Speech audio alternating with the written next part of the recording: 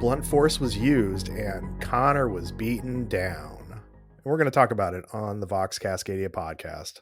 Welcome back, gentlemen. Connor, how you doing, buddy? Why did I have to be the subject of the intro? A ton of people were beaten down. Yeah, but the look at you after game 4, that was the beatdown. That's fair. That's fair. I'm doing good, as our listeners and anyone that was at Blunt Force Beatdown can hear.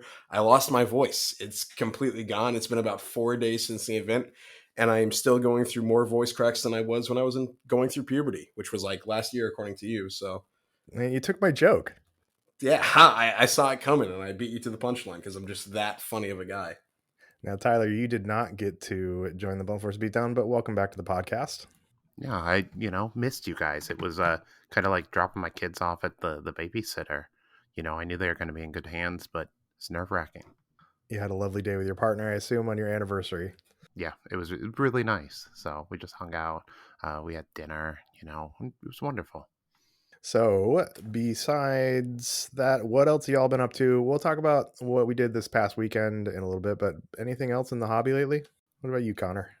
Not a ton. Obviously, due to the weekend, we were quite busy, but still been working on my Kroot. I saw a cool thing in the newest White Dwarf. I think it's issue 499 about like using boarding patrols for a weird kind of like time traveling board. So I've been setting that up and looking at maybe finally getting around to painting up some Marines for like 500 points of boarding patrol.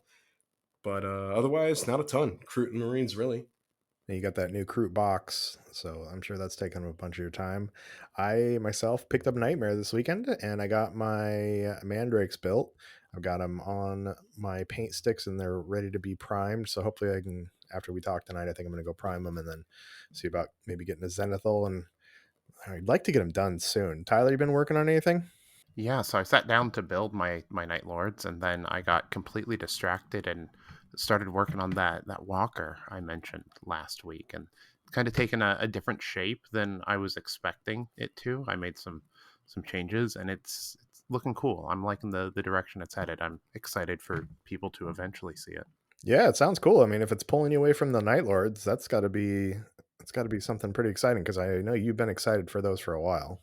Yeah, absolutely. It's just like it's something very different than the usual hobby that I do. Kind of pushing my limits with it, and I'm hoping it's going to come out cool. Cool. And then just to revisit our previous podcast, we talked about the SoCal tournament. So there has been some updates, a little bit of change. It actually, they went back and looked at some of what happened and made some other decisions. So if you listen to the previous podcast and you're like, what the heck are these guys talking about? Go listen to Squad Games that just came out this week. Dakota has some updates about the decisions and the changes they make. So we're not liars. We were just ahead of the curve on getting some results from other areas for you. So let's talk about the Blunt Force Beatdown, though. So Blunt Force Beatdown was this past weekend at Guardian Games here in Portland, Oregon. We ended up having 38 players. It was a mixed Into the Dark and open board tournament. Connor, you played at the tournament. What did you think of it? Well, as always, it's always super fun to go to any sort of KTC event, no matter where it's at. But it's always a little bit nicer in Portland because it cuts out a little bit of the drive for us. It was a super fun event. I came down with a whole host of people, of course, hosted by my Kill Team dad, good old Brandon Bean himself. But I was joined by the lovely Garrett from Waystone, good old Disregarding Dice Zach, a wonderful, relatively newer member of our community, constantly asking questions. So thank you, Adelaide. You came too. And it was your first KTC event. You had a great time from what I hear. So that was awesome.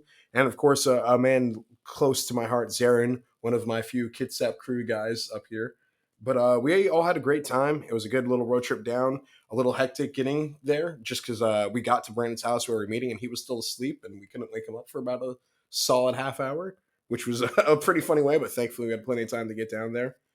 But event was super fun. I had a good time, played on open the entire time, and I'm sure we'll go to the events in a little bit, so I'll kind of shut up now. And you went 2-1, right? You lost to Fabi in round 3 to miss the cut, right? Yes, unfortunately, just missed the cut. I think I finished the tournament in 9th place because the on the side did not decide to bless me, or rather, I let the on the side down. But yeah, I went 2-0. and then lost to Fabi in an ever close game as we always have. Anytime I play Fabi, I know it's going to be like probably one of the most intense games of my life, and this one led up to that moment pretty well. A disappointing loss, but it is what it is. I had a great game and have now developed a new habit that's going to make sure the way I lost will never happen again. So it's a learning experience more than anything, you know. So let's talk about that while we're on the topic. How did you lose this time? So first of all, Fabi and I, well experienced kill team players, but apparently also complete morons. Because when we got up to the table, we were like, oh, the objectives are kind of weird because we're playing essentially on like any sort of standard card table, and the board is set up where the short edges of the board, or shorter edges rather, are closer to the edge of the table. So like it looks like as if it's a 6-inch deployment. But we noticed if it is a 6-inch deployment, there is objectives in each of our spawns. And we had already kind of started setting up when we realized that, and we were like, well, whatever, we'll play it as it is. And it wasn't until fully after the game and the other players came up to start setting up that I realized, oh, we're complete morons. This isn't a 6-inch side on the short edge. This is straight up approach. I think it's like map 8 or something.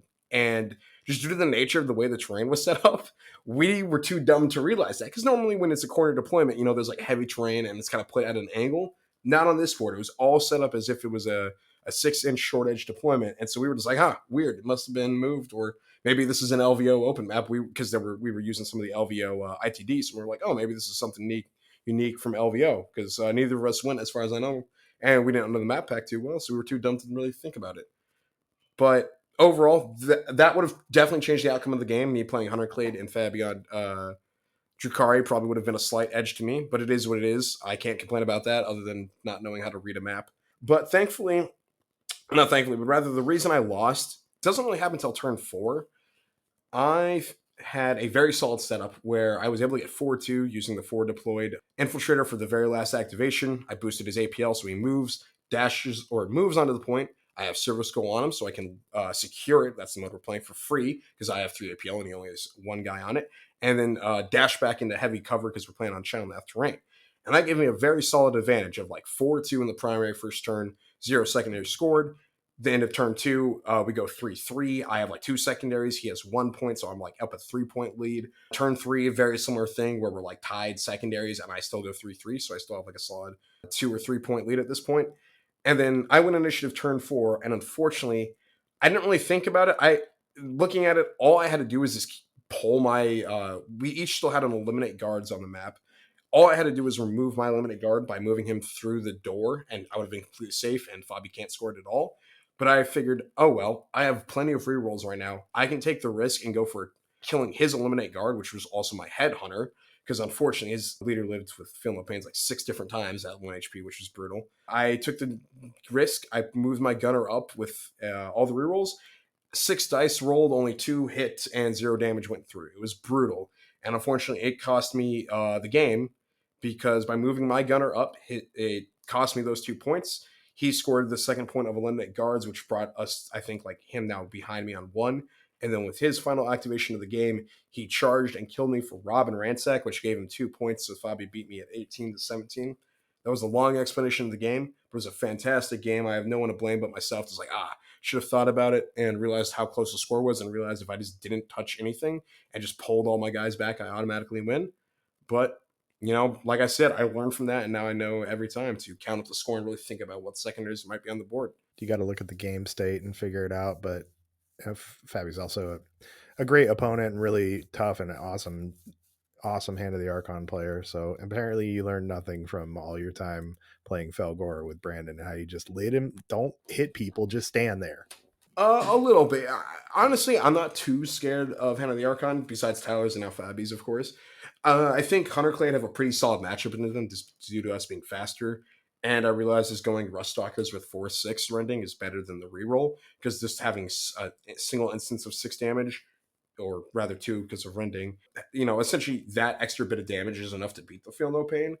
And if I was smart, I should have just pulled back. Like I said, we traded like piece for piece, but Hunter Clade have more bodies, and if you can kind of prevent the engine that is the Hand of the Archon, you'll just kind of win as long as you can get like 1 or 2 point advantage early on.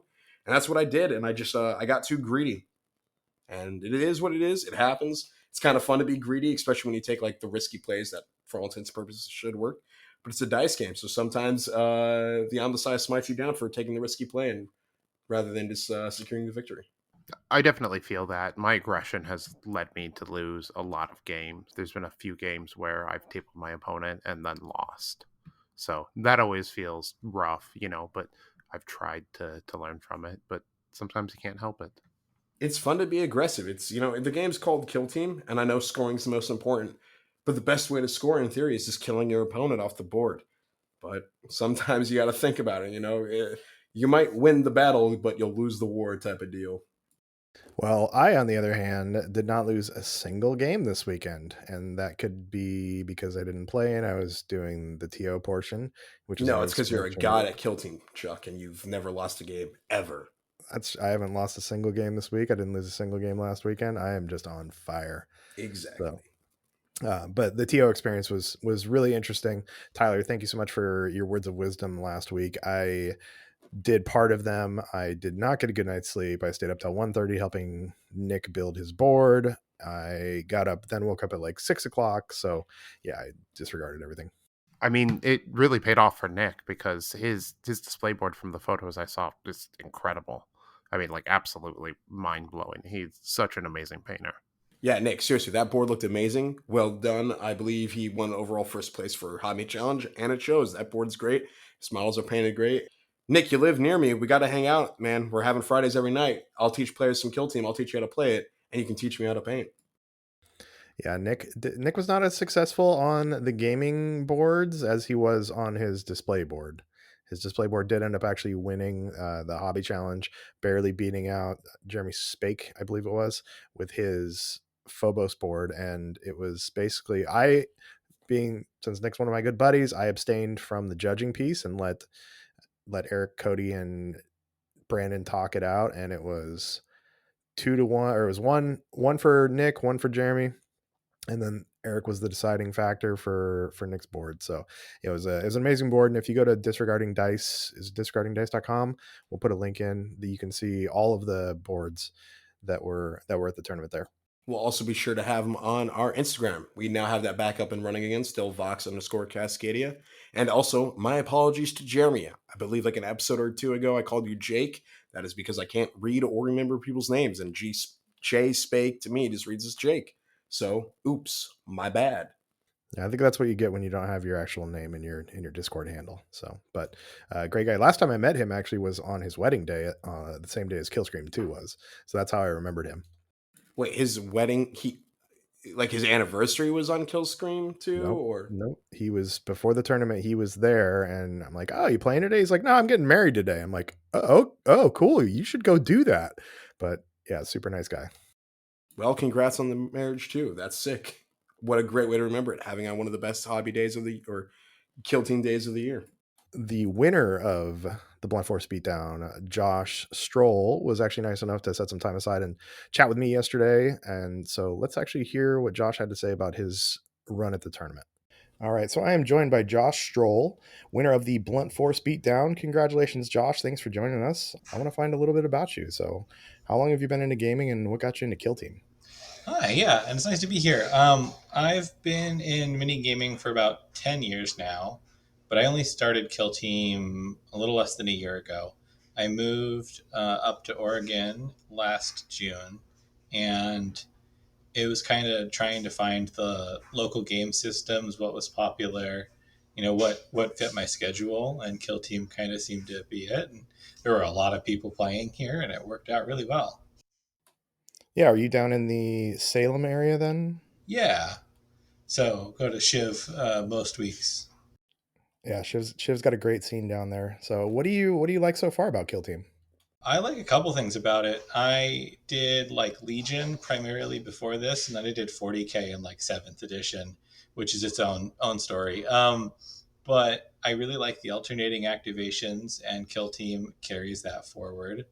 I like a lot that it's kind of smaller scale, that it's pretty easy to like pick up a team, and that even though the teams are pretty like well constructed, or yeah, well constructed, they still have their own things going on, and there's a lot of tactical choices involved. Yeah, I played some 40K before I moved over to Kill Team, and going back to 40K and not having the alternate activations for a couple games, it just hurt my soul to just watch all my models die. And that might have been more to do with my ability to play than the alternate activations, but I really do enjoy that about this game. Yeah, yeah. I'm in the same boat. So tell me, is this your first tournament you won, or have you played many tournaments before? For Kill Team, this is the first one that I've won. I was like fourth at the White Elephant a few months ago. And then I've done various other tournaments through different game systems, and I typically do pretty well. I'm generally a fairly competitive player, but I haven't done anything big. I think this is the biggest thing that I've won. Yeah, it's awesome. And so it was, for those who don't know, Blunt Force Beatdown was ended up being a 38 player tournament. We had a few drops from the 42 or so we had signed up, and Josh came out in the end as the winner. So let's talk about your run at Blunt Force Beatdown. So you brought Imperial Navy Breachers. They had an awesome paint job with your skull heads. What made Thank you you. decide to run Breachers? A little bit of like really cool. They've been calling to me for a couple months now, and just all the people like smack talking them that they're slow or that they're like B tier or all these other sorts of things just kind of kept pulling me away. But I finally made the run for it, bought them, and they've been really fun to play. Something about them just clicks. I like that they are a quote unquote durable horde army. Between having more than average wounds and void armor, it really helps to compensate what horde armies typically lack. Yeah, you mentioned their speed. I know that Greg took them to LVO and had never really played much of them, and he could not handle their speed. But you handled their speed and you handled their durability too, and you got yourself a belt. Was there taking breachers? Was there any teams you were afraid to run into, or did you run into them or and get through it, or were you able to dodge kind of your big boogeymen? Maybe shockingly, Nemesis Claw. I did a demo to see what they felt like beforehand, and they just had I had a really rough time. Dice weren't kind to me in the demo, but it was still just like all the things that make breachers go off. Their debuff auras kick in at the same range, and so it's just still savage. I was also a little bit nervous about mandrakes, and I did end up playing against mandrakes, but I had read their rules a ton in advance to because I was scared. And so I was able to like work around a lot of their tricks and kind of come up and pull a win there. So let's talk about your games. So let's talk briefly about your first three games that got you into the top eight cut in the final, which there ended up being two Mandrake players in there. Who was your first game, and what were they running? My first team was against Shayla, and it was Elysian Star Striders, and I had actually never played at Star Striders before. I got pretty lucky in that matchup. I got pretty lucky in general. I don't want to oversell myself, but I won initiative three times in a row. And for people who don't know about breachers, their big stick is that at the start of each turn, they double activate with two scary things and they remove two models. So getting to go first every turn was pretty big momentum swings. Yeah, and were you guys on open board or into the dark? It was an open board. Cool. Uh, And then, so you took down Shayla in round one, and then round two, who did you end up matching up against? that one was against a blooded team, and I forget names again. Um, but they were pretty friendly, and that one was into the dark, and it worked out again in my favor pretty well. Blooded, it was nice for me because they're squishy enough that my 3/3 shotguns can actually reliably pick up models, and so I was able to just kind of push through really hard and beat them at their own game. Nice. I'm doing some research real quick to see who you played against since I'm quizzing you on it. I guess I should probably know it. It was something with a Z. Zarin. Was it Zarin? Yeah, Yeah, Zarin from up in the. He's up north with some of the people that came down from there. yeah, And he then was super what? nice. Yeah, he actually, I don't know if it still stands, but he offered to let people crash at his place if they're going to the Cosmic Cage match up there. So might have Wow. to now. I'm just going to put it out to the entire world. So ping Zarin on the Discord. He's got couches and stuff apparently. So, and then game three was at that was the game he ran into Mandrakes, right? Yeah, that was James, and I was playing into Mandrakes. That one was on open, and that was probably the hardest matchup. It was a rough deployment for breachers, and it was, I think, capture where you have to spend the action to claim the point. I was down 4-2 for the first two turning points because Mandrakes are just so fast that he was able to claim four objectives. And I had to focus on killing the Mandrakes before he could kill me. And I ended up just kind of swinging back in points by the end of it, getting 4 points, turning point 3 and 4, and denying him a primary point on turning point 4. And I ended up with a 2 point win, only scoring one more primary and one more tack up. Well, that seems like a good victory, especially since a team that just debuted that day. Now the rules have been out for about 3 weeks, and they were kind of a boogeyman at this tournament. So it's nice to Yeah. see that they got taken down by a couple different people. Because we had in our top eight, we actually had two ended up with the two Mandrake players. Both of them got there, but both also really good players.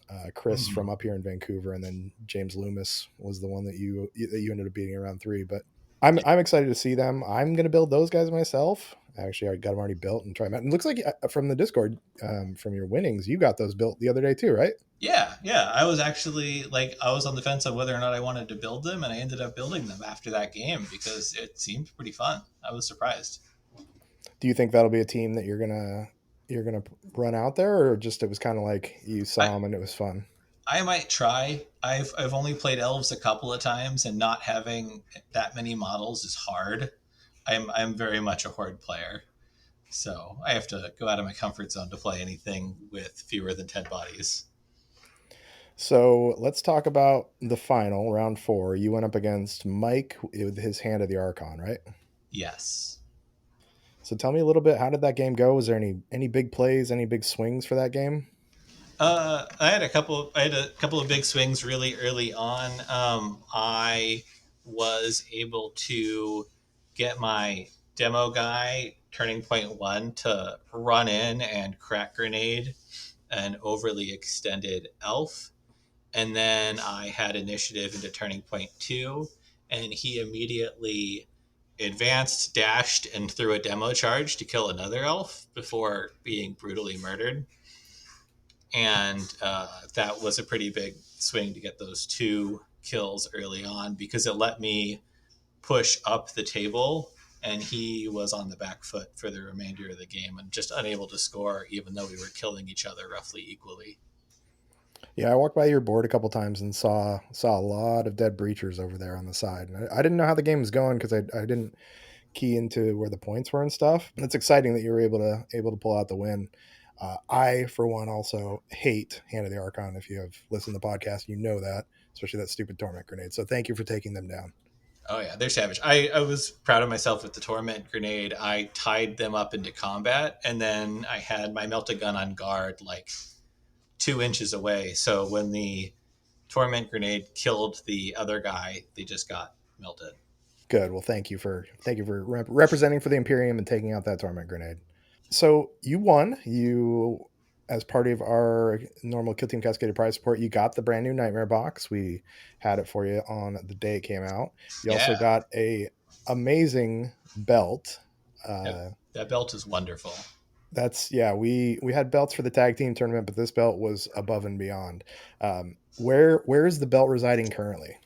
The belt is currently residing in my bedroom. Begrudgingly, my wonderful wife is tolerating it until we find a more long-term location for it.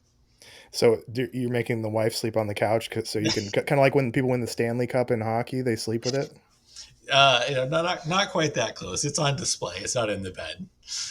Well, cool. I'm glad to hear you haven't booted your wife for the belt, but I would understand if you did. Yeah. So thoughts on the Blunt Force Beatdown? What did you think about the format? Because for those who don't know, we did about 10 into the dark boards and about 10 open boards. I really liked it. I had not played very much Into the Dark prior to that. I think that was my like fourth, fifth, and sixth Into the Dark games, or I guess I only did two, um, but it was good. I like having the mix. It adds a lot of variety. I love the asymmetrical Into the Dark maps, and I think that going forward, I would love to see that at other events.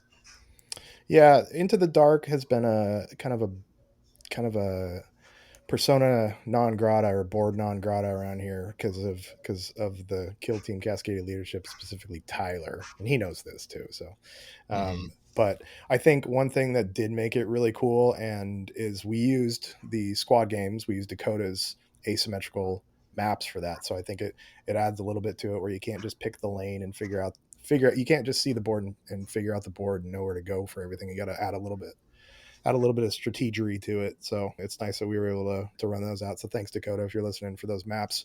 Make some more. We need some more. Yeah, those are good. Is there anything else you'd like to see at Kill Team Cascadia events? If they ever fix Beta Decima, it'd be really cool, but not right now. Beyond that, I think it's fantastic. I really like the events as they're run. I think prize support is wonderful and amazing. I think the bounty boards are a really cool idea. And the Kill Team Cascadia leadership just really goes above and beyond to make it as good as it is. Yeah, and I've kind of been brought on in the past few months, but the foundation they've set for us is really good. As far as I think we raised about $450 for charity from this, and still gave away close to $800 in prize support. So I agree with you. I would like to try Beta Decima too, and I actually brought my Beta Decima board with me. And I was going to set it up at the very first table when you walked in, just to make people panic a little bit, but not actually make people play on it. That's fair. It's so close, Yeah, it's I'd like to see Beta Decima. Actually, the swimming rules, I think that would be super helpful to get those into tournaments, and more terrain too. So, did you put together that big chunky piece of terrain yet from the Nightmare box you won? I have not. I don't have too much terrain in my own space yet. Well, I mean that's half a board of terrain, so you're doing pretty good with a start right there. Yeah. Do you have any tips for competitive players? So it sounds like besides taking down Blunt Force Beatdown, it sounds like you've had some success at tournaments before. Any just kind of tips for competitive players? Yeah, practice, as always. Practice makes perfect. Getting a good feel for the systems, I feel, is what's been the most helpful for me.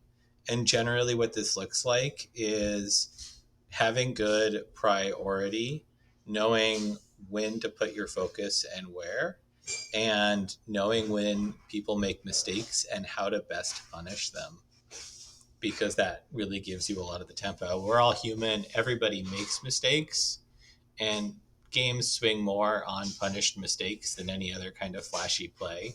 And that's why high end tables are always so interesting, because you have two people like barely making any flaws, and then one guy missteps and the whole thing is over. Yeah, I know I've made some mistakes in the past that have cost me a bit, and I don't think my smart plays have never really overcome my dumb plays. So what's next for you? Are you coming up for the Cosmic Cage match or the Tacoma Open? I'm coming up to Tacoma. That's my next big thing. Kind of have to space out the tournaments a little bit. Yeah, that's understandable. Were you at Tacoma last year? I wasn't playing back then. Do you know who you're going to take to Tacoma? Are you staying on Breachers for a little bit? I'm not sure. I'm currently, or I just finished building my Pathfinders, and I was going to try them out and kind of play around with things. But Breachers felt real good. It's very possible that I take them again.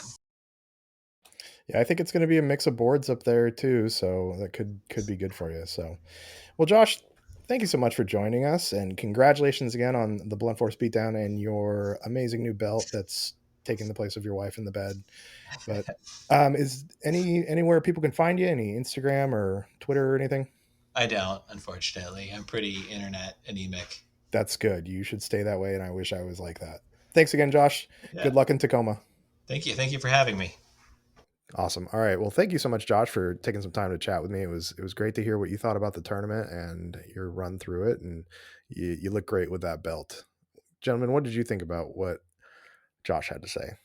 Overall, it was nice to hear from the leader of the tournament. That was really cool to hear from him, of course. And I liked his points about kind of he wanted to prove it to people that Breachers had it. As someone who plays a team that isn't always rated the best, I kind of can get behind that of like, no, they are the best. These are my boys, and I need to show how good they can be. That was pretty cool to hear from him. Like he kind of got motivated by people talking about, myself included, Breachers being a little slow or maybe not having all the juice you can.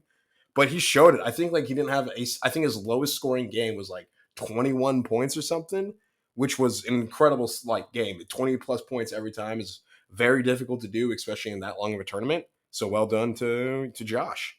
Yeah, it's always good to hear from Josh. I get to play with him a lot locally, and it's been really awesome to see his skill level just shoot through the roof.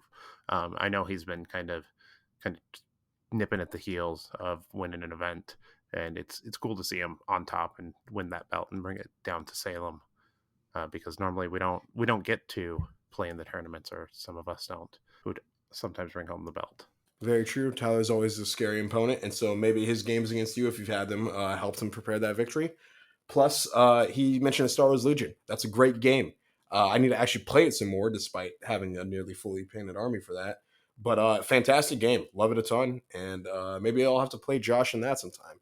So a couple other highlights from the tournament from the TO Crow's Nest. During the middle of the rounds, we actually go around and do some giveaways, and we actually did some marijuana trivia, since it was actually taking place on 420, if you couldn't tell from the name of the tournament. And there was one question I asked, and essentially it was, where was weed first fully legalized for like recreational use, or decriminalized for recreational use it was. And I asked this to two different tables. Both of them said Colorado and California. And the answer is actually Oregon, where they were standing. So I asked two different groups. They both said the same answer. And then someone's like, all right, well, so you both had the same answer and you're both wrong. Let's do a dice roll to see who actually wins this prize. And both times they each tied twice on their dice rolls too. And it was killing me because we couldn't find a winner. And finally, like the third roll was actually the one that we did the giveaway for. So it's nice. We do something that you can find at a Cascadia tournament is the mid-round giveaways. We also do sportsmanship every round too. I know we had Jack, Brandon, and Cody. After the round, they would pick someone they saw exhibiting great sportsmanship, and they got one of the Space Marine heroes. So it's just a lot of cool things that go on at a Kill Team Cascadia tournament. Also, another thing to mention as well. Beyond that, cool, exciting stuff. I didn't know it was Oregon, ironically enough. I thought you were talking about a world, so I was going to say like the Netherlands or something. But I guess if we're talking stateside, Oregon makes sense. But Jeremy got second place for the hobby challenge, but he won out on our bounty board, which is really exciting. So hey, he still got some sort of first place prize. And for those of you that experienced the bounty board for the first time, I hope you enjoyed it. It's probably one of the coolest things that happens at KTC events because it's just a fun other mini game you can try and chase. Beyond if like you're just there for a good time, but you can have like a still overall objective of doing something throughout the tournament. And I think Jeremy took it away with 16. And then we had our second place at 15 bounties, which is some impressive scores. So well done, gentlemen. Yeah, the great thing about the bounty board is all of the money from the bounty board gets donated to charity. Essentially, if you don't know, you can pay $5, you get a bounty token, and that gets your raffle ticket as well. You can take that bounty token and place it on any opponent other than the one you're playing. And if whoever kills that model, you place it on a single model, whoever kills that model gets that bounty token. And Jeremy racked up 16 bounty tokens. I think 15 was the next closest one. So it was pretty tight at that, but I know they both walked away with, I think, a full Kill Team box from that. Seeing the bounty system come alive and people really take to it's always been fun. It just adds like that extra dimension to it. Just a whole nother game within the tournament. So you can either chase ITC points and that top table, or you can chase those bounties. It's really cool. Tyler, were you the one that came up with the bounty board, or where did that idea come from, out of curiosity? It was Greg and I who came up with it. We kind of workshopped it, and yeah, just kind of came to being from there. We just wanted to figure out a way to make the charity portion more engaging, because when we started, we were doing like can drives and stuff like that, and that was fine. And then we were also taking just like straight donations, which was okay. But the bounty board, really gives people an incentive and like an extra way to interact, reward players of all skills on there, because it's not necessarily the best players who get the bounties. It's people who have cool models, or maybe like local rivals, or your friends, stuff like that. And you never know where you're going to get placed in the first couple rounds and stuff like that. So it's thrilling. Yeah, definitely a fun system, like you said. It's a cool way to reward that rivalries. And yet again, shout out to Greg for being such an important member for our community.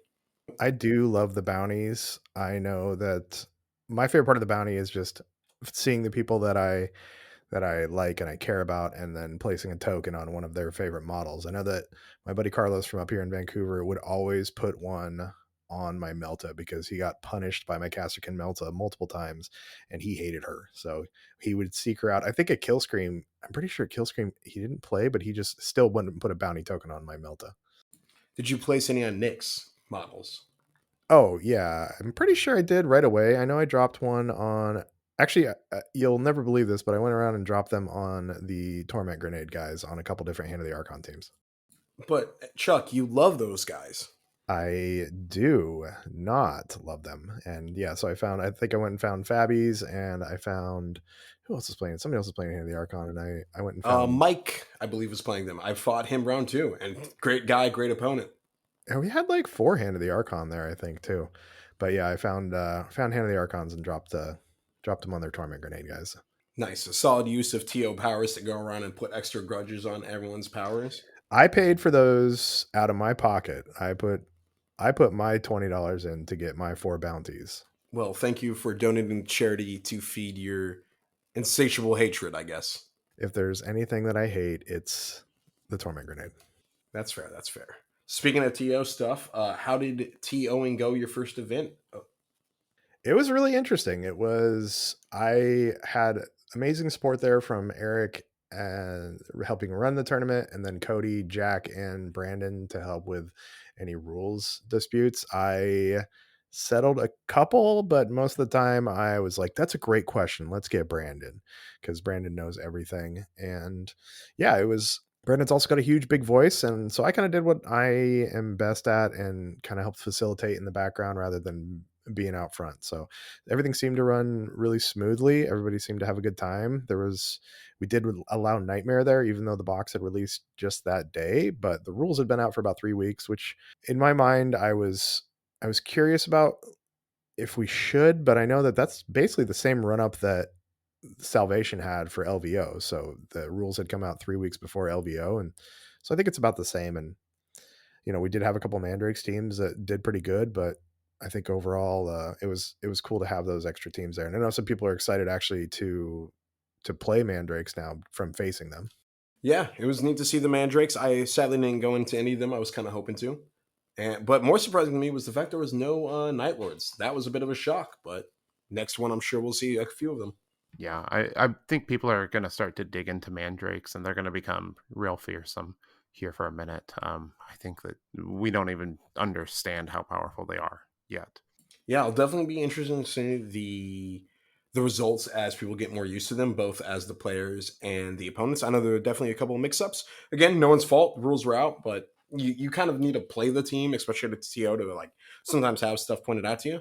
But from what I know, everyone that fought them thought like, wow, these guys are crazy cool, definitely powerful moves, and a little bit scary on ITD, that's for sure.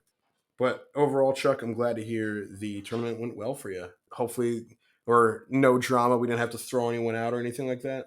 Well, we didn't have to throw anyone out and didn't have drama in the kill team scene, but we did have some drama around the tournament. So, Guardian Games, great place to play at, amazing hosts for us. And at the same time as they were hosting Kill Team Cascadia's Blunt Force Beatdown, they were hosting a Magic tournament in the next room. And the Magic tournament, to get into to use the restrooms, you basically had to walk through the Kill Team tournament. Well, after our first set of games, we had our lunch break, and one of our players, Chris Dunshee, was looking for his backpack and couldn't find his backpack. And he's got the same backpack I have actually.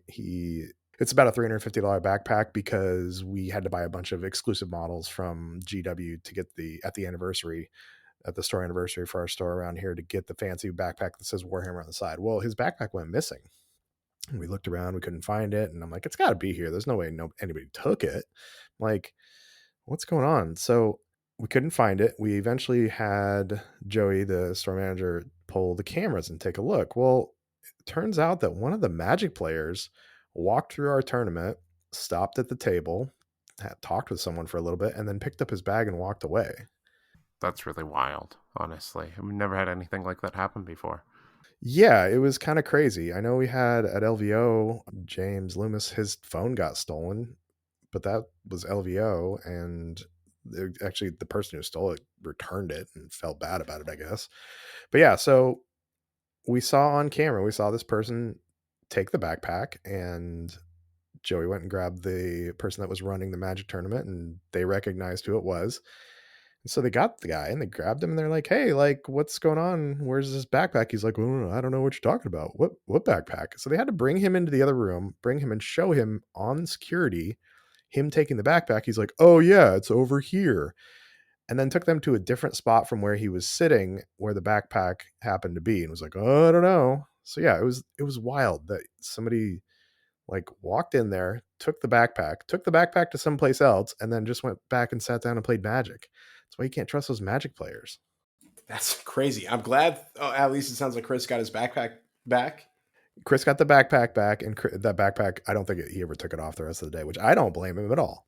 Yeah, that's totally fair. That's someone trying to do that. I'm glad he got it back, and uh, that's just crazy. Like you said, Yeah, it was. Then from that point on, all the judges and tos were on high alert. Like anybody who walked through our area that wasn't Kill Team, we were eyeing them up and down and making sure that nothing walked off that wasn't theirs. So again, luckily we got the backpack back, and the people at Guardian Games did a great job as far as helping us track it down. And they said they were gonna talk to the person and deal with it, and that's their scene, and I trust they'll make the right decision on whatever needs to be done with that person.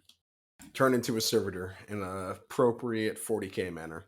With our tournament, it was a 4-round tournament, but the first 3 rounds determined the cut, and we call it the Cascadia cut. And Tyler, I'd love to hear you talk about how we do that cut and how the scoring works at our tournaments, just to clarify with anybody who wants to come to a tournament. Yeah, so the cut happens at the end of round 3 so that people can enjoy hanging out with their friends, drive home if anyone has a long drive, because some people drive upwards of 4 hours for an event sometimes. And so what we do for scoring is we do it by total tournament points. So that is 3 points for a win, 1 point for a tie, 0 points for a loss on BCP. And then from there, it is total victory points, and then secondaries, and then schedule of strength for determining factors on who wins a tournament. Yeah, I like the cut. I think it's great for our tournaments because it gives our tournaments a different feel. I know that in the past we've had the full 4-round tournaments, and maybe you lost all 3 games like Nick, and you don't want to play that fourth game. You're not obligated to play that fourth game, but if you're in it and you make the cut, like 8 people did, not including Connor this week, then you have a chance to win something. And you play that extra game, and we did actually have a couple of people that just sat down and played an extra game, and it was funny because I came over and I was like, "Hey, did you guys?" I saw they'd finished. I was like, "Hey guys, did you guys put your score in?" They're like, "Oh no, we were just playing for fun." I was like, "Oh, well, great." Yeah, it's always really cool seeing people play for fun. I know a good friend of mine, Zach, he was there and he ended up playing a narrative game at the end because he was like, screw it, I'm down here. And one of the players he was talking to, I guess it shared experiences about the narrative. And they're like, let's get one in. Thank you as well for the shout out on both for me and Nick there. Nick going his score and then me not making top 8. You're such a cool guy, Chuck. I really appreciate you, man. I know. I got to give you crap, buddy. You played your heart out, and honestly, I would like to see how it had shaken out if you and Fabi actually knew how to read a board. Listen, I'll post a photo of the board because I took one, and I'm telling you, minus the objectives, you would not think that's a corner deployment map. Okay, but you're right; it would have probably changed things. But I can't complain. Fabi's always a great opponent, and I'm very glad that to have lost to. If I'm going to lose to someone, Fabi's like the person to lose to. And we discussed that like whoever when we got to that table at round 3, we are like whoever wins this has to go 4-0 and win the belt. Fortunately, Fabi did not win the belt, but he did go 4-0. So I'm still able to talk to him. That was the agreement. That is like if we lost the next round, the winner of round 3, we were dead to the other player. I need to see this map. Post it in chat right now, Connor. Let's settle this. All right, here, let me post it in chat then. We'll have to put it up on Instagram too. And Tyler was the one who set this board, I'm pretty sure too. It's possible he did. No offense to whoever set the board. It's just, by all means, it didn't look like a normal corner deployment map. This photo does not help my case because they've already deployed it in the corners and it makes it a little bit more clear. But if you're noticing on the when we got to the table, it was split up where essentially it was placed the other way on the table, where short edges were facing the players rather than long edges, which is often how you'll see a corner deployment map. So someone turned the map and you couldn't figure it out? No, we're just too dumb, and I'm using the excuse of we were both concerned about having to fight one another, and I was already recovering from illness and still haven't quite done so. So that's why I can't read a map. Yeah. Having the deck on hand always is good. We try to number maps, but sometimes cards get shuffled around or someone removes the tag from them. Yeah, it happens. Not obviously. I hope you guys know I'm not trying to blame you or anything like that. It was just more of a funny thing. Me and Fabi realized, like after, we're like, "Oh, no wonder this played so strangely at times." I think they actually ended up using that board in the final too. I think that was Matt who ended up second versus Philip. That's correct. Yeah, they walked over and they were asking me because I was unpacking. And they're like, "What map is this?" I'm like, "I'm not sure. We set up 6 inches." And then I can't remember who. One of them said, "Wait, isn't this just approach?" And then kind of pointed at the diagonal lineup of the objectives. And there was a audible like "oh" for me that like Fabi could hear. And I looked over and I was like, "This is approach." And we both kind of slammed our heads or our hands into our foreheads. Yeah, I don't think I've ever seen someone look so dejected and broken after a realization. And I genuinely felt bad for you because you look just broken. It was more of just a nice little pin on the like shit I lost, and I was really hoping to try and get that belt. Can't complain. I had a great time. Obviously, I hope that's coming through. But it was just like, oh fuck, what a stupid way to like just realize that. But it is what it is. Well, we mentioned my buddy Nick who won the hobby, and one thing Nick did last week to prepare for the tournament was through mental anxiety. He was thinking about ways. This is basically like things that we didn't cover in tournament prep before that he figured out. So while in the shower, he was thinking about things to say to be a good sport when you know you're going to lose horribly and your models are going to die immediately. So he had a couple and he submitted these. So let me know if you guys have any nice things to say about when your models die. But Nick was playing Farstalker Kinban, and he said these are some things that he would say when his models were just removed from the board. He was about to discover the cure for Croothound AIDS. That was one of them. Let's see. He has a home full of adopted senior pets waiting for him to come back. And these are the things he's saying as his models are dying. It was their last day on the job before retirement.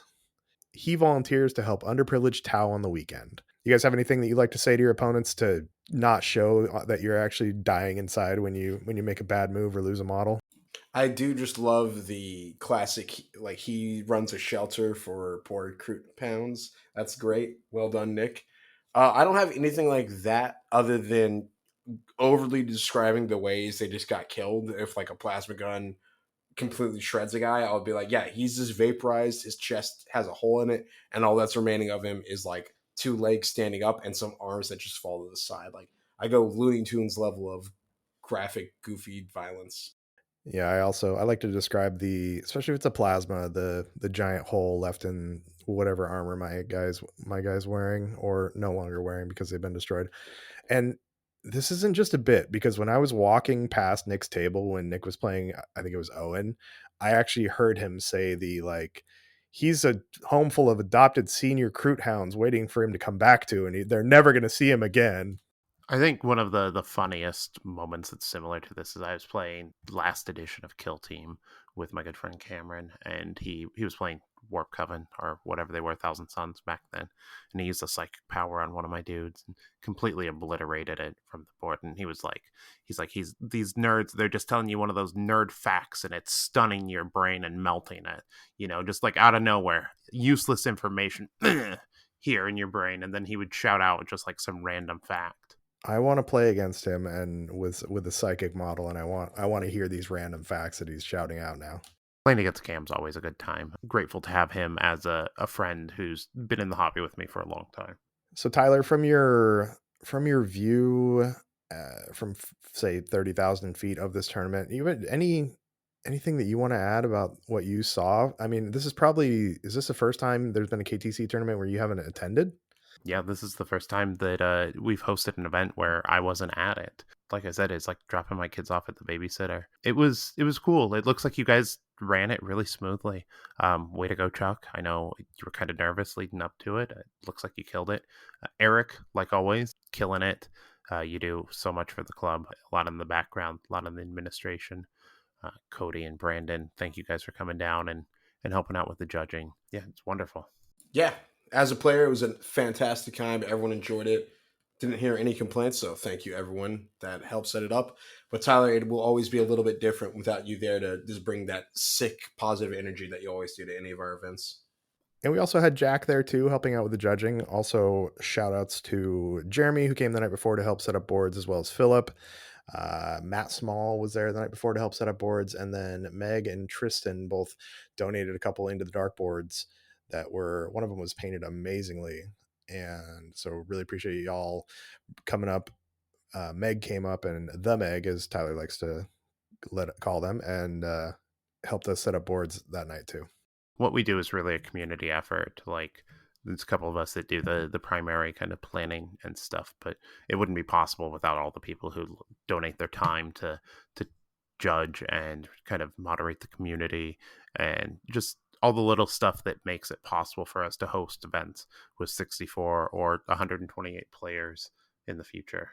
So, speaking of hosting big tournaments, let's do a Ask Vox Cascadia. So, Adelaide, who again always has amazing questions. It was great to meet her at the tournament this past weekend. She has a question. Says, let's say as a hypothetical, you can have one event at Killscream 4 in addition to actually playing Kill Team. It can be anything that is physically possible. Money or logistics are not a factor, but you only get the single event and then you have to pay for everything else. What is it? I mean, like, Pipe Dream, it's like a roller coaster, right? Like, you go play some rounds of Kill Team, then you go ride a roller coaster. I think that sounds dope. So you're thinking like we go to Oaks Park and play there, or are you thinking like we have a custom built Kill Scream coaster? Because there's no money. The money is no object. I mean, we're doing custom coaster. It's gonna run through the venue that we have, and the event will be so large that because we'll have this incredible coaster that will fill the entire venue. I want to build a life-size Beta Decima board, and all of the Kill Team boards will be spread out through the Beta Decima board, and you have to actually play. We play our games on that. I kind of imagine it like the American Gladiators platforms from back in the day. Oh, You those are know? good. Yeah. I had when I was little, American Gladiators was big. I had this cat and she got pregnant and I named all of the kittens that she had after American Gladiators. Very near and dear to my heart, that show. That's an awesome naming convention for cats. Like a couple of little kittens that are just adorable and sweet, named after amazing gladiators. Tyler, did you ever like watch that show and be like, I could do this? Like, I could dodge tennis balls coming out of a cannon. I absolutely like when I was little, I was like, I want to be on this show. That was like peak, like Double Dare, and I don't think like Legends of the Hidden Temple was quite out, but that followed it up shortly after. So like in my mind, I was like, I want, this is an experience in my life I'll get to do an obstacle course like this. It's just like it's on TV, so of course I'm going to get to do it at some point. I just like I imagine going head to head with the like pugil sticks with one of these people and just absolutely getting just brained by them. Oh, for sure. Like, and I watched it like the first season a couple years ago again, and it's incredible to watch still. Like watching these people go up against these like roided out like athletes, like clearly coked up. They're having a wild time, and like they're beating them too. Like it's crazy. Is there any other game shows that you've seen that you were like, I could do that, even though you wildly wildly unequipped to do that. I mean, there's like the most extreme challenge, or I forget what it was called in Japan. I don't know if I could do that. Probably not because it's insane, but I would love to. I always think I'd have a very solid chance at hot dog eating contests. Connor, you would have you seen what they do? You should have you watch Beard Meets Food on YouTube at all? That man is an absolute monster. And I sometimes think like, yeah, I get really hungry. I could do that. But no. I don't think I would do well, but I think I would do better than the average untrained person due to the just inhuman way I devour food. It's like an animal from what I've been described, or rather told that I'm like sometimes. So like competitive eaters, it's all genetics for them. Some of them are like literally built different. The way that their stuff is routed inside their body allows them to hold more food than a regular person, which is pretty interesting. That is actually pretty neat to find out. I didn't know that, but that makes sense that like if you've got a more efficient intestinal tract or something. But hey, I'm an AdMech guy. I'll just replace my intestines with like machinery that will help me do it for me. And then I can become a transhuman hot dog eating champion. And then I can eat all the Costco dogs I want. I actually won a pizza eating contest, like the radio was hosting one time when I was younger. Did you win any cool prizes? I won free pizza for a year. So like I was at this Fred Meyer's, Papa John's kind of combo location, and they were doing this thing, and they were like, "Hey, we're gonna see who can eat this pizza the fastest." And I was like, "Sure, I'll take a shot at free pizza for a year." And so they gave you a drink, and I shook out my soda, so it was completely flat, and then I ate the whole large cheese pizza in like a minute. Were you actually like racing against other people, or was it just like you ate your pizza and then they came back and they're like, by the way, you won? No, it was like live against other people. There was like 7, 8 other people eating pizzas right there in the parking lot with me. And they're like screaming as I'm eating the pizza, like, "Oh my god, I've never seen so many people eat so much pizza so fast." They're like really going off about it. Maybe that's what we'll do for Killscream 4 then, is have like a food war style contest on top of all the other events. Nah, no, that would be wasteful. I'd rather feed people with that food. That would be my ideal. Like feed a whole bunch of people for an event. Like, you know. That'd be cool. I can see that. Maybe we do like 40K themed like food. But I think we've talked about it before in the podcast, or at least in person. But like, I still think the Chaos Gods would make a great like type of hot sauce or like spice themed combination of like 4 flavors. I totally forgot about that. That was gonna be my midlife crisis thing where and start my own line of hot sauce, and now it's coming back to me. Don't ever let that dream fade, Chuck. Yeah, when this whole kill team thing falls apart, God forbid that from ever happening. But at least we have that as a fallback plan. Kill Team's never gonna fall apart. Kill Team will live on forever, like 6th edition Warhammer Fantasy. 10,000 years of Kill Team Cascadia. Yes. As long as the Imperium lasts, so shall KTC. So speaking of Kill Team lasting forever, one other thing. We had an announcement that Games Workshop is doing Dark Tide board game, and it's going to have the Kill Team rules. Have you guys taken a look into that at all? Yeah, that thing looked pretty neat. It was exciting to see a little bit of a teaser. I'm interested to see what all the models come with it. And hey, now we can play. I love all the memes I've been seeing on Twitter of like, oh my god, guys, they turned the video game Warhammer 40K into a tabletop game. This is crazy. Yeah, I'm curious to see. It looks like it's on a hex board, kind of like Underworlds, but they said that it uses Kill Team rules, and you can see the data cards look like Kill Team data cards. And I'm curious to see if it's going to be a good way to kind of ease people into Kill Team. I'm definitely going to buy it because I buy everything because I have a problem. I have multiple problems, but that's one of my problems. And it comes with some cool models. I also think if you're buying Blooded, I think that's a great way to fill out the rest of your Blooded roster is going to be that box. Yeah, I'll definitely give you the like extra troopers you might need. So then everything you buy in the actual blooded box can be used to make the gunners. And like you said, it'll seem to be a very simplistic way to introduce people because you don't have to worry about objectives. It's just, have you played any sort of horde shooter game before? Cool, you can play this. and maybe Chuck will each have to buy a copy, and it's how we'll convince our respective partners to try Kill Team. There we go. And Tyler, we can hook you up with a copy too. We can all play with our partners and interview them about it. I tried to get my partner to play Blackstone Fortress with me one time. She wasn't into it. It was too much for her. Well, this looks like it's a level below Blackstone Fortress. I heard Blackstone Fortress is pretty complicated. I got that box. That's one that I wanted to play along with Cursed City, and I have never played either of them. Same here. Maybe we should get together and play it sometime.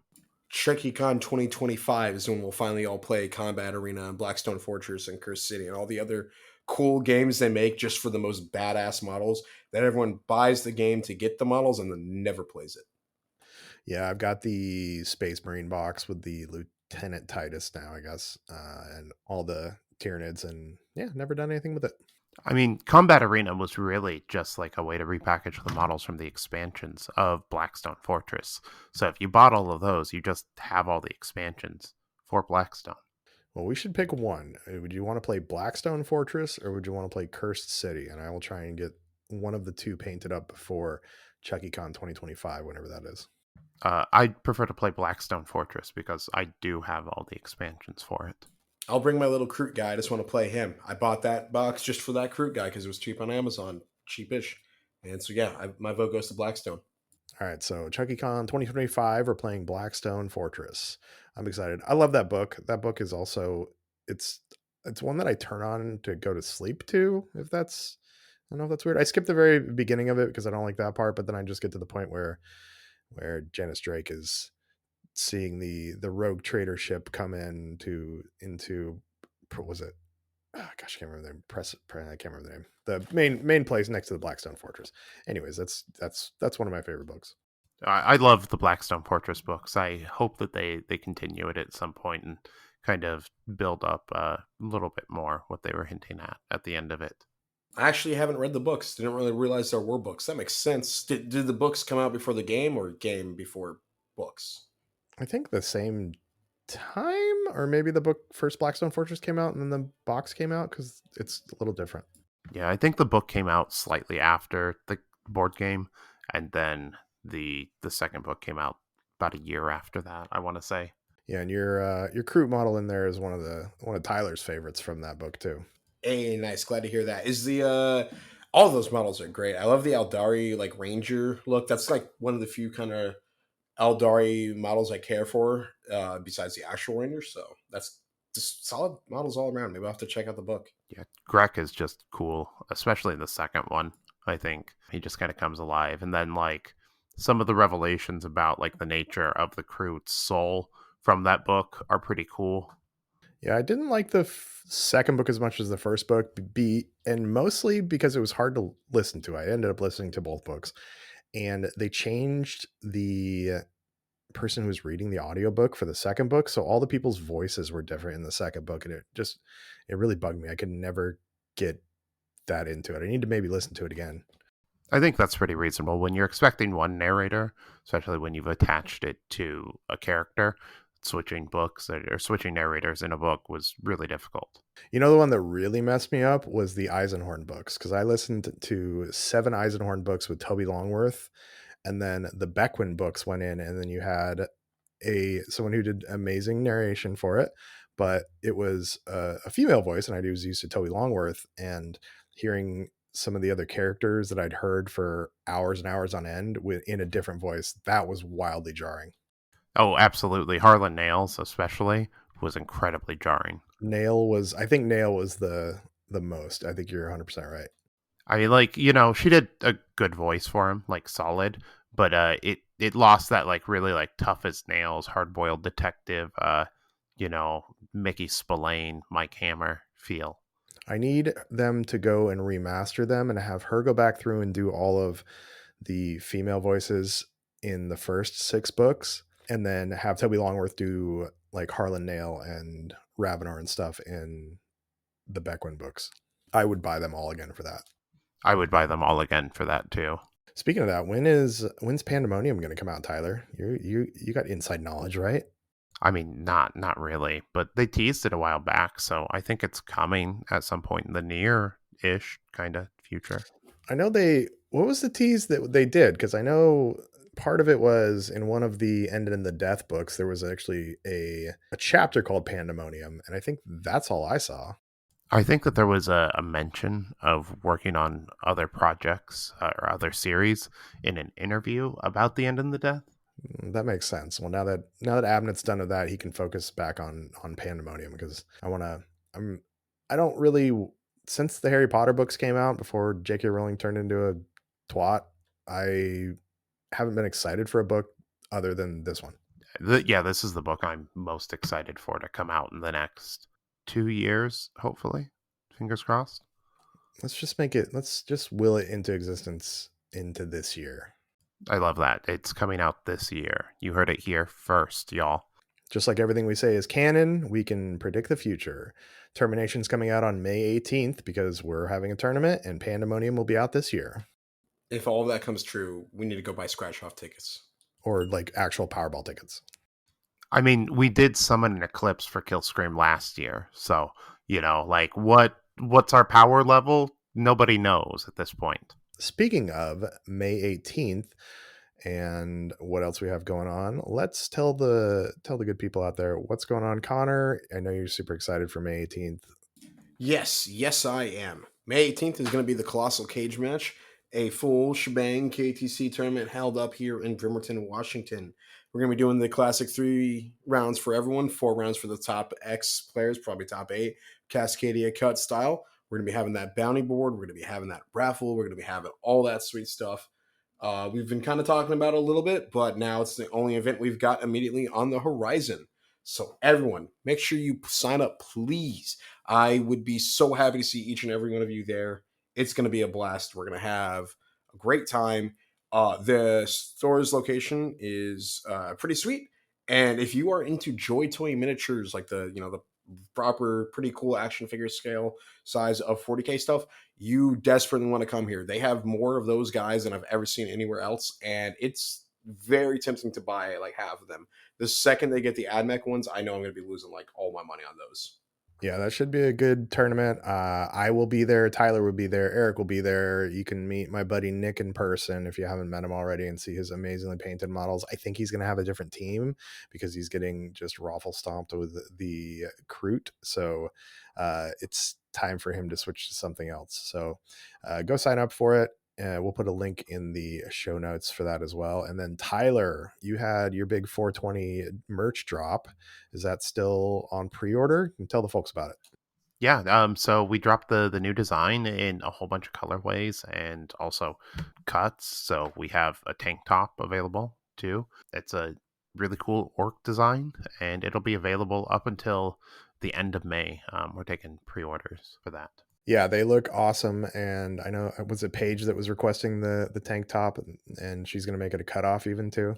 Yeah, Paige was asking for the tank top, and then Eric is actually the one who came up with the Rasta pasta style on there. And he was like, "Oh, you should do a red to green fade," and I was like, "Oh my god, I can't believe I didn't think of this." And I kind of mocked it up, and I think it was the best one. Yeah, it looks really sweet. They're available up until the end of May, so May 31st. We're taking orders for them. Awesome. And Mrs. Page, you should know that I picked up a box this weekend for our challenge. So I am still engaged with that. I haven't built them yet, but I've got my roster, I think, worked out, and I just got to build and paint like 10 demon guys. So it's going down for real. Mrs. Page, you should also come to the Colossal Cagematch just because I always enjoy seeing you. And that way you can hopefully maybe fight Chuck in a second batch. And hopefully, more importantly, kick his ass in that one as well as in the Compendium one. I'm not biased against Chuck at all. And one thing about the Colossal Cagematch, I think it's going to be, 2 months after Colossal Cagematch is Tacoma. So it's going to be I think it'll be a nice warm up for Tacoma, especially anybody in the Tacoma area. If you are going to be going to the Tacoma Open, get into the Colossal Cagematch and trying to test your mettle against some of the people in the area will be good. I know that for Tacoma, I was listening to Squad Games the other day. Chris Baki's coming up for it again this year. And I think I'm curious how many people will be there, but it sounds like we're going to get some of the best on the West coming from that. I wonder if we're going to get people down from Canada too. I mean, I know we're definitely getting people down from Canada this year, just like we did last year. And this is, one of the confirmed golden ticket events on the West Coast. So it's going to be hotly contended. So people need to be on their A game. And as always, you can find me at Painting Cave Minis. I'm posting like once every 2 episodes, so that's solid. I'll put some pictures from the Blunt Force Beatdown up there, though, so you can see that. And then Connor, you're at Spanaway at everything. Tyler, Lowbrow Minis on Instagram. And we should very soon, we signed paperwork on a venue for Kill Scream 3, so keep an eye out for that, because we should be announcing that solidly and have tickets up for sale, would you say, within the next 2 to 3 weeks, Tyler? Yeah, I would say next 2 to 3 weeks you can expect to see a full announcement with tickets and kind of everything that's going to be going on, because it's definitely grown from just being a Kill Team tournament. We're going to be offering quite a bit more. Oh, well, thank you, gentlemen, for joining us. Everybody, if you could do the standard influencer content creator stuff, give us a 5-star rating, write a review, tell us how much you hate the AdMech, all that stuff. And Whoa. isn't that what people do for content No, creators? it's not. They're supposed to tell us how much they love the AdMech. In fact, I had multiple Oh. people at Blunt Force Beatdown say they were very enthused by my enthusiasm for the AdMech, or they found my guides on the AdMech helpful. So, suck my on the side of blessings, Chuck. No, thanks. I'm good. Also, a couple people came up to me and said that they asked me if I was Chuck from the podcast and was waiting to get slapped or something. But I appreciate everybody who did come up and say some nice things to me about the podcast and how much y'all are enjoying it. So thank you so much, and really appreciate everybody listening. Gentlemen, anything else you want to add? Just what Chuck said. Thank you so much for listening. It was very cool to have some people come up and be like, "Oh, I listened to you." That's so cool. That's just wild. I can't even begin to thank you enough. So I hope you all had a great time there, and hopefully we'll see you at Colossal Cagematch. Or you're dead to me. Not really, of course. I love you all, but not in that creepy parasocial way. No, just have a good night. Do some hobby, post up some cool minis. Let's see what you're working on, and let's see you at the next event. Good night, everyone. Can I say that creepier? Good night, everyone. Yeah, that's pretty creepy. Well done. Good night, my darlings. Why are we? It's not Kill Scream yet. We're supposed to save this till October. Good night, everyone.